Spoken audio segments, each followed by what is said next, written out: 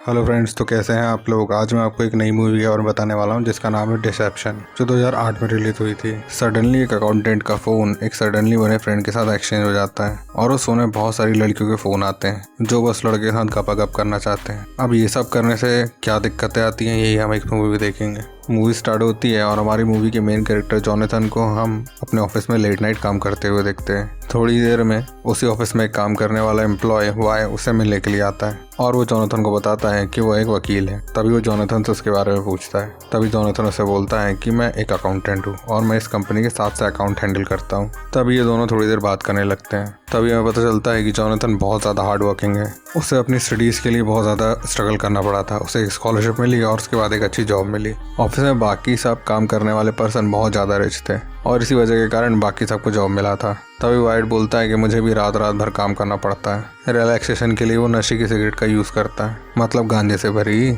उसने वही cigarette Jonathan को भी ऑफर करी। सट्टा मारते हुए जॉनथन अपनी लाइफ की सारी प्रॉब्लम बताने लग जाता है। जॉनथन बोलता है कि मुझे बहुत ज़्यादा काम होता है तो लड़कियों से मिलना मेरे लिए बहुत ज़्यादा मुश्किल है। जॉनथन को वाइट से मिलकर आज काफ़ी अच्छा लगा था। एक दिन जब वो स्टेशन से घर जा रहा होता है तो एक बहुत सुंदर सी लड़की को देखता है। उसे उस लड़की से बात करने के लिए कोई भी गट्स नहीं थे, पर वही लड़की जॉनथन से एड्रेस पूछती है। फिर जॉनथन उसे गाइड कर देता है। ट्रेन में जाने के बाद जॉनथन उसको देखता ही रहता है। पूरी रात वो उसी लड़की के बारे में सोचता रहा। अगले दिन वो ऑफिस में वाइट को देखता है। तभी जॉनथन इंक्वायरी करता है कि वाइट का ऑफिस कहाँ है। तभी वाइट जॉनथन से बात करने आ जाता है। वो पूछता है कि क्या तुम कभी टेनिस खेलते हो। जॉनथन को काफ़ी अच्छा टेनिस खेलना आता है तो उन्होंने वाइट के फ्रेंड्स के साथ भी टेनिस खेलने का ट्राई किया। वाइट को जॉनथन की बैट बहुत ज़्यादा पसंद आती है। वो एक स्पेशल मटेरियल की बनी हुई थी। तभी वाइट बोलता है कि वो लड़की बहुत ज़्यादा सुंदर थी। तभी वाइट जॉनथन को बोलता है कि शायद तुम्हारा लड़कियों से कभी कोई कांटेक्ट रहा ही नहीं।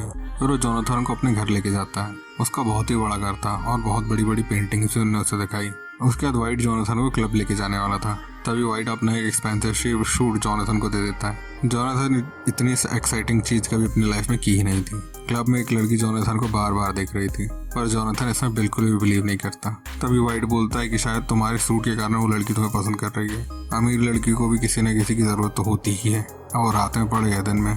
तभी वाइट अपना फ़ोन निकालता है और एक लड़की को कॉल करता है। उसके साथ होटल चला जाता है। समा रहा भाई लोग। उसके बाद अगले दिन ये दोनों एक पार्क में मिलते हैं। तभी वाइट बोलता है कि मुझे एक क्लाइंट के साथ अलग कंट्री में जाना है, कुछ दिनों के लिए वो बाहर ही रहेगा। दोनों के फ़ोन सेम होते हैं और टेबल पे रखे हुए थे। तभी फ़ोन एक्सचेंज हो जाते हैं। जॉनथन को ये बात काफ़ी देर बाद पता चलती है। तब तक वाइट जा चुका था।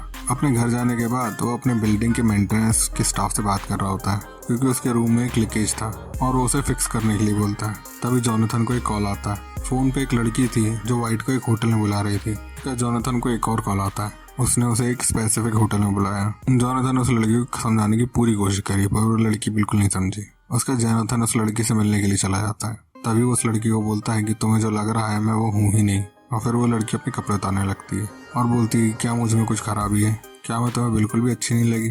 तभी जॉनथन बोलता है कि ऐसा कुछ भी नहीं है। उसके बाद वो लड़की के साथ चुम्मा चाटी शुरू होती है और पलंग तोड़ गपागप होता है। अगले दिन जॉनथन वाइट को कॉल करता है। तभी वाइट पूछता है क्या तुम्हें कोई कुछ कॉल आए थे। तभी जॉनथन वाइट को कल रात के बारे में सब कुछ बता देता है। तभी वाइट बोलता है कि मेरे आने तक एंजॉय कर। मोबाइल में कल रात की तरह ही बहुत सारी लड़कियों के नंबर्स थे। तभी जॉनथन एक रैंडम से नंबर को कॉल लगाता है और फिर उसे होटल में एक लड़की मिल जाती है। जॉनथन पहुंचने में थोड़ा लेट हो जाता है तो वो लड़की कुछ ऑर्डर कर लेती है और वो लड़की बोलती है कि इसे हमारे रूम में चार्ज कर देना। तभी जॉनथन उसे बोलती है कि मैंने अभी तक रूम नहीं लिया है। तभी वो लड़की बोलती है कि जो कॉल करता है उसे ही रूम बुक करना होता है, क्या तुम्हें इसके रूल्स के बारे में अभी तक पता नहीं है। तभी वो कहती है कि हम सबके नंबर एक लिस्ट में हैं। जब भी किसी को पार्टनर की ज़रूरत होती है तो हम एक दूसरे को कॉल लगाते हैं। जिसने कॉल किया होता है वही रूम बुक करता है। हम एक दूसरे के नाम कुछ नहीं पूछते। हर एक को टपाटप घपाघप की ज़रूरत होती है और इसी वजह से सभी रिच लोगों का एक ग्रुप था जो सिर्फ एक दूसरे से मिलते थे, उसके पेलम पाली करते थे और कोई भी रिलेशन नहीं रखते थे। तभी जॉनथन उस लड़की से पूछता है कि तुम ये सब करते ही क्यों हो। तभी वो लड़की कहती है कि हम लोग बहुत ज़्यादा काम करते हैं और हमें कोई भी रिलेशनशिप नहीं चाहिए, तो विदाउट एनी कॉम्प्लिकेशन हमारी पूरी नीड पूरी हो जाती है। ये सब बातें जॉनथन को काफ़ी अमेजिंग लगती है। हाँ, लगेगी क्यों नहीं। इनका सही है यार, ग्रुप बनाओ, पेलो पालो और अलग हो जाओ। इसके बाद जॉनथन इस लिस्ट का पूरा फायदा उठाता है। बहुत सारी लड़कियों से मिलता है और दबा के पेलम पाली करता है। अब एक दिन उसे पता चलता है कि जिस लड़की ने उसे ये सब बताया है वो एक बहुत बड़ी सक्सेसफुल बिजनेस वूमन है। एक रात फिर से उसने एक रैंडम लड़की को कॉल किया और जब वो लड़की बार में आती है तो जोनाथन उसे पहचान लेता है। ये वही लड़की थी जो उसे ट्रेन के बाहर मिली थी और जिसे वो बहुत ज़्यादा पसंद करता था। तभी जोनाथन रूम में आने का तो लड़की को बोलता है कि मैं तुम्हें जानता हूँ, हम दोनों स्टेशन पे मिले थे। अब इस लड़की के साथ गपागप करना उसके लिए बहुत ज़्यादा वियर्ड था। तभी वो उस लड़की को उसके साथ गपागप करने के लिए मना कर देता है। वो लड़की फिर वहाँ से गुस्सा होकर निकलने लगती है, पर जोनाथन उसे रोकता है और बोलता है क्या तुम मेरे साथ डिनर करोगी। फिर ये दोनों बहुत सारी चीज़ों को लेकर बात करने लग जाते हैं। जोनाथन को बस लड़की के बारे में इतना पता था कि उसका नाम एस से स्टार्ट होता है। वो उसका नाम गैस करने की पूरी कोशिश करता है, पर वो कर नहीं पाता। तभी वो लड़की बोलती है कि हम दोनों एक दूसरे के नाम बिल्कुल नहीं जान सकते, ये रूल्स के खिलाफ है। तभी उस लड़की से पूछता है कि हम दोनों एक एक्चुअल डेट पे चल सकते हैं। वो लड़की बोलती है ये सब हम कल देखेंगे। इस लड़की का नाम एस से स्टार्ट होता है, तो अब हम इसे ऐसे ही बुलाएंगे। जोनाथन अगले दिन सो के उठता है तो उस लड़की ने उसके लिए एक नोट लिखा था कि तुम खर्राटे बहुत लेते हो। जोनाथन को बहुत ज़्यादा हंसी आती है। वो उस लड़की को बहुत ज़्यादा लाइक करने लगा था। तभी वाइट को कॉल करता है और कल रात के बारे में वाइट को सब कुछ बता देता है। पूरे दिन वो एस के कॉल का ही वेट करता रहता है। अलग अलग लड़कियों के कॉल आते हैं, पर वो सबको मना कर देता है। फाइनली उसे रात को में एस का कॉल आ ही जाता है। वो उसे चाइना टाउन में डेट के लिए बुलाती है। जोनाथन उस लड़की के लिए एक ब्यूटीफुल सा स्कार्फ लेके आता है। एक रेस्टोरेंट में जाके वो लड़की एक रैंडम सा ऑर्डर करती है। तभी जोनाथन बोलता है कि अगर वो ऑर्डर हमें पसंद नहीं आया तो हम क्या करेंगे। तभी वो लड़की बोलती है कि हमें पसंद आ भी सकता है, लाइफ में हमें थोड़ा बहुत रिस्क तो लेना ही पड़ता है। तभी मैथ्यू बोलता है कि जिस दिन से मैंने तुम्हें उस ट्रेन में देखा है तब से लेकर अभी तक मैं तुम्हें बहुत ज़्यादा पसंद करता हूँ। तभी वो लड़की बोलते हैं कि हम दोनों एक लिस्ट में हैं और मैं तुम पे ऐसा भरोसा नहीं कर सकती। ये दोनों की डेट काफ़ी अच्छी होती है। तभी वो लड़की जाते हुए बोलती है कि मैं तुम्हारी लाइफ को ज़्यादा देर कॉम्प्लिकेट नहीं कर सकती। तभी जोनाथन बोलता है कि मैं तुम्हें पूरी तरीके से एक्सेप्ट करना चाहता हूँ, तुम्हारी अच्छाई और तुम्हारी बुराइयों के साथ, दोनों के साथ। उसके बाद वो लड़की जोनाथन को किस कर लेती है। इसके बाद वो दोनों होटल में जाते हैं। अब आएगा मजा। तभी जोनाथन बोलता है कि मैं अपन दोनों के रिलेशन को बहुत स्लोली आगे लेके जाना चाहता था, पर मैं अब तुमसे दूर नहीं रह सकता। इसके बाद वो दोनों पलंग तोड़ गपागप करते हैं। उसके बाद वो लड़की आइस ट्रे लेने पहुंच जाती है। तभी जोनाथन बोलता है कि तुम रुको, मैं लेके आता हूँ। आइस मशीन के पास एक ओल्ड लेडी थी जो बहुत स्लोली आइस भर रही थी और इसी वजह से जोनाथन लेट हो जाता है। जब वापस आता है तो वहाँ रूम में बहुत सारा ब्लड पड़ा हुआ होता है। ये देख के उसकी फट जाती है। फिर अचानक पीछे से उस पर एक हमला हो जाता है। उसकी जैसे ही नींद खुलती है पर उसके आसपास कोई नहीं होता, खून भी गायब हो जाता है। इस सब के बाद जोनाथन पुलिस को कॉल कर देता है और सब कुछ उन्हें बता देता है। पुलिस को ये सब बहुत ही अजीब लगता है। दरअसल जोनाथन को एस के बारे में बिल्कुल भी नहीं पता था, उसका नाम, अता पता कुछ नहीं। वो उल्टा जोनाथन पे ही शक करने लग जाते हैं कि वो नशे में होगा। तभी पुलिस जोनाथन को बोलती है कि तो अपने घर जाओ। ये सब के बारे में जोनाथन वाइट को बताने के लिए सोचता है, उससे कॉल करता है, पर वाइट उसका कॉल ही नहीं उठाता। वो वाइट से किसी भी हालत में बात करना चाहता था। तभी रिसेप्शनिस्ट के पास जाता है और वाइट के बारे में इन्फॉर्मेशन निकालने की कोशिश करता है। तभी उसे पता चलता है कि वाइट नाम का कोई भी लड़का उसके ऑफिस में काम नहीं करता है। जिसके साथ वाइट काम करने के लिए जाने वाला था उसका फ्रैक्चर हो चुका था और वो घर में पड़ा हुआ था। उसके जोनाथन डायरेक्टली वाइट के घर पहुंच जाता है। वहाँ पर कोई और ही लड़की रह रही थी। वो इस सबसे बहुत ज्यादा परेशान हो जाता है। उसके बाद जोनाथन वाइट के घर पे वेट कर रहा होता है। तभी वो बोलता है कि एस बहुत ही ब्यूटीफुल है। तभी जोनाथन की समझ में जाता है कि ये सब वाइट नहीं किया है। तभी वो पूछता है कि कहाँ है। तभी वाइट जोनाथन को बोलता है कि अब जो मैं तुम्हें बोलूंगा तुम्हें वही करना होगा। तुम्हारा मंडे से एक नया जॉब स्टार्ट हो रहा है, वहाँ पर तुम्हारे साथ सारा एक्सेस होगा। कुछ अकाउंट्स हैं जिसमें से तुम्हें कुछ पैसे निकाल के दूसरे अकाउंट में डालना होगा। तभी जोनाथन बोलता है कि उन लोगों को पता लग जाएगा। तभी वाइट बोलता है कि जब तक उन लोगों को पता लगेगा तब तक बहुत ज़्यादा देर हो चुकी होगी। ये सब तो इलीगल पैसे हैं, तुम इससे क्या लेने देना, और अगर तुम ऐसा नहीं करते तो मैं इसको मार डालूंगा। जोनाथन की पूरी तरीके से फट जाती है। वाइट का फ़ोन अभी भी उसी के पास होता है। तभी रात पे टीना नाम की लड़की का उसे कॉल आता है। वो बोलती है कि आज तो 6 महीने हो गए, मैं तुमसे मिलना चाहती हूँ। इसका मतलब टीना वाइट को वो जानती थी। वो रूम में पूछता है तो तभी टीना बोलती है कि तुम वो बिल्कुल भी नहीं हो।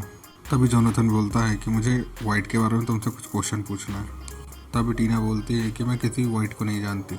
जोनाथन उसमें धमकाने लगता है। तभी टीना बोलती है कि वो आज जिस लड़के से मिलने वाली थी उसका नाम वाइट नहीं है, मैं उससे एक कॉन्फ्रेंस में मिली थी और उसका नाम है जेमी। टीना ने ही वाइट को उस लिस्ट के बारे में बताया था।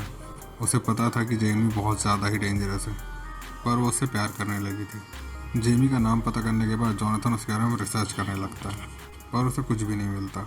उसने ढूंढ किया कि वो एक डिटेक्टिव है और उसे जेमी के क्रिमिनल रिकॉर्ड के बारे में पता लग गया। तभी उसे पता लगता है कि जेमी ने इसी टाइप का फ्रॉड इसके पहले भी किया हुआ है। लास्ट टाइम जो अकाउंटेंट इसमें इन्वॉल्व था उसने उसे भी मार दिया था। जोनाथन फिर जेमी को कॉल लगाता है और बोलता है कि मुझे तुम्हारे बारे में सब कुछ पता है, जल्द से जल्द इसको छोड़ दो वरना मैं पुलिस को तुम्हारे बारे में सब कुछ बता दूंगा। अगले दिन जोनाथन के पास पुलिस का कॉल आता है कि जिस तरीके से तुमने इसका डिस्क्रिप्शन दिया था उसी टाइप की हमें एक डेड बॉडी मिली है। जोनाथन की सुट्टी पुट्टी गोल हो जाती है। जब वो डेड बॉडी देखता है तो लिस्ट में से जो पहली लड़की से वो मिलता है वो वही लड़की होती है। तभी पुलिस पूछती है क्या तुम इसे जानते हो, और जोनाथन बोलता है कि नहीं, मैं इसको बिल्कुल नहीं जानता। उस लड़की का मर्डर एक स्ट्रेन से होता है। अभी जोनाथन को याद आता है कि जेमी उसके टेनिस रैकेट में काफ़ी ज़्यादा इंटरेस्ट होता है। वो घर जाता है और अपने टेनिस रैकेट को चेक करता है तो टेनिस रैकेट मिसिंग होता है। बैग खोलने पर उसे उसी लड़की के साथ जोनाथन की फ़ोटोज़ दिखती है। जोनाथन की वहीं पड़ जाती है। मूवी अगले सीन में जोनाथन स्टेशन पे होता है, तब भी वहाँ पीछे से जेमी आता है और उसे बोलता है कि तुम अगर मेरा काम नहीं करोगे तो मैं इसको मार दूंगा। तभी जोनाथन बोलता है कि तुम मुझे भी तुम्हारा काम कंप्लीट करने के बाद मार ही दोगे।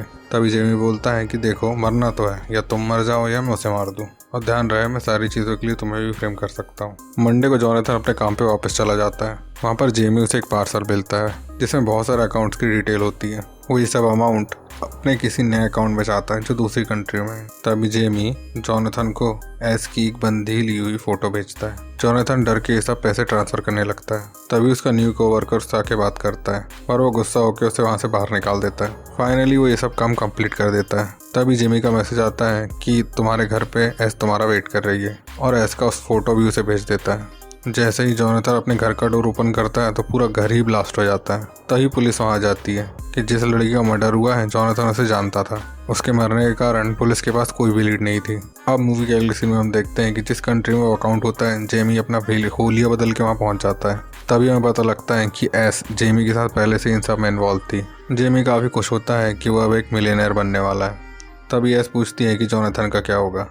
तभी वो बोलता है कि वो बेचारा तुमसे सच में प्यार करने लगा था, पर मैं उसे ज़िंदा छोड़ नहीं सकता था। मेरी पूरी आइडेंटिटी उसे पता थी। ये सुन के एस को काफ़ी बुरा लगता है। तभी जेमी को उसे अपसेट देख के बिल्कुल भी अच्छा नहीं लगता। तभी उसे पास बुलाता है, उसके साथ टच करने लग जाता है और उसके बाद गपगप स्टार्ट कर देता है। इसके बाद वो दोनों बैंक जाते हैं। पैसे निकालने के लिए एस अंदर नहीं जा सकती थी। अंदर जाने के बाद जेमी ढूंढ करता है कि वो जोनाथन है। उसे अब सारे पैसे मिलने वाले थे। तभी अकाउंटेंट चेक करता है कि एक जॉइंट अकाउंट है, दूसरा अकाउंट होल्डर वाइट के नाम से है। तभी जेमी समझ नहीं पाते कि ये क्या हुआ। उसके बाद जेमी को जोनाथन का कॉल आता है और वो उसे मिलने के लिए बुलाता है। तभी जोनाथन बोलता है कि जितने भी पैसे मैंने तुम्हें ट्रांसफ़र किए हैं उसमें से आधे पैसे मुझे चाहिए, वरना तुम्हें कुछ भी नहीं मिलेगा। तभी जेमी इनके लिए मान जाता है और फिर वो दोनों मिलकर पैसे निकाल लेते हैं। तभी जेमी पूछता है कि तुम्हें कैसे पता चला कि वहाँ पर बॉम्ब होगा। तभी जोनाथन बोलता है कि तुमने एक मिस्टेक की। जब तुमने एस की फ़ोटो निकाली थी तो उसके पीछे वॉल में होल था। तभी जोनाथन उससे एस के बारे में पूछता है और उसके बदले में वो उससे सारे पैसे दे देगा। पर एस ऑलरेडी जेमी को छोड़ के जा चुकी थी क्योंकि वो जोनाथन से प्यार करने लगी थी। तभी जेमी बोलता है कि अपन कहीं और चल के बात करते हैं, और वो उसे बोलता है कि एस तुमसे प्यार करने लगी थी, पर मुझे अब इस सब के बारे में कुछ भी नहीं पता है। वो अपनी गन निकालता है और जोनाथन को मारने ही वाला होता है। तभी पीछे से एस जेमी को मार देती है। तभी जेमी का पासपोर्ट नीचे गिर जाता है। वो पासपोर्ट जोनाथन के नाम का होता है। तभी जोनाथन को इसमें एक अपॉर्चुनिटी दिखती है। अगर सारे पैसों के साथ जेमी की बॉडी पुलिस को मिली तो उन्हें लगेगा ये सब जोनाथन का ही काम है। वो विदाउट एनी चार्जेस अपनी लाइफ वापस से स्टार्ट कर सकता है। सारे पैसे वो जेमी के पास रख देता है और वहाँ से चला जाता है और इससे बात करने लग जाता है और उसे सॉरी बोलने लग जाता है और बोलता है कि तुम प्लीज़ मेरे साथ ही रहो। पर एस को बहुत ही ज़्यादा बुरा लगता है। उसके बाद एस वहाँ से चली जाती है। पुलिस के पास कुछ भी लीड नहीं होती है तो वो केस को क्लोज कर देते हैं। तभी मूवी के एंडिंग में हम देखते हैं कि एस और जोनाथन फिर से एक अलग कंट्री में मिलते हैं। ये एक दूसरे से दूर नहीं रह पाते हैं और एक दूसरे को एक्सेप्ट कर लेते हैं। जेमी ने ऑलरेडी $1 मिलियन एस को दे चुके थे, तो वो दोनों विदाउट एनी वरी टेंशन जी सकेंगे। और इसी के साथ हमारी मूवी एंड हो जाती है। तो भाइयों, अगर आपको वीडियो पसंद आई हो तो इस वीडियो को लाइक करिएगा, कमेंट करिएगा, चैनल को सब्सक्राइब करिएगा और वीडियो को शेयर करिएगा। Thank you.